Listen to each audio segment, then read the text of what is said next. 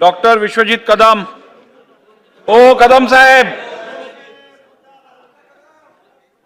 नंतर देतो, कागद शोधा पहिली। अध्यक्ष महोदय, नाही आता आदित्यजी शेजारी बसले होते।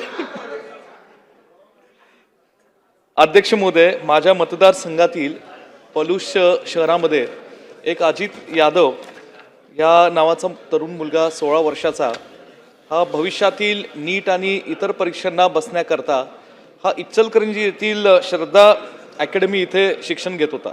अध्यक्ष महोदय, शिक्षण घेत असताना या महाराष्ट्रामध्ये जे 12वी नंतरचे विद्यार्थी वेगवेगळ्या प्रोफेशनल कोर्सेसमध्ये ॲडमिशन घेऊ इच्छितात त्यांनी 12वी नंतर अनेक ठिकाणी अकॅडमीजमध्ये आणि वेगवेगळ्या क्लासेसमध्ये ॲडमिशन घेतलेले। त्या ॲडमिशनची त्या क्लासेसची सुद्धा भरमसाठ फी असते, परंतु तिथं ज्या पद्धतीने त्या मुलांना ठेवलं जातं, ज्या पद्धतीने तिथली परिस्थिती असते आणि जिथं एक दडपण त्यांच्यावर निर्माण केलं जातं, मग ते पालकांवरही असतं की आठवडा 20-20 दिवस त्या पालकांशी ते फोनवर बोलू शकत नाही। आणि ज्या पद्धतीने अध्यक्ष महोदय तिथली व्यवस्था असते त्याच्यामुळे त्या मुलांवर एक दडपण येतं।